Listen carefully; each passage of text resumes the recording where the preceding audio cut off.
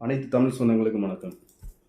கோவை கவுண்டம்பாளையம் பகுதியில் அரசு பள்ளியில் கிட்டத்தட்ட 40 குழந்தைகளுக்கு மேலே மதிய உணவு சாப்பிட்டு பாதிக்கப்பட்டிருக்காங்க.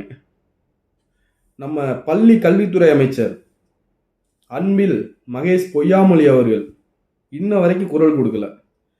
கண்டிஷன்ஸை ஃபாலோ பண்ணுங்கடான்னு மட்டும் சொல்ல தெரியுது. இன்னைக்கு பாதிக்கப்பட்ட அந்த குழந்தைங்களை ஏன் பார்க்கல?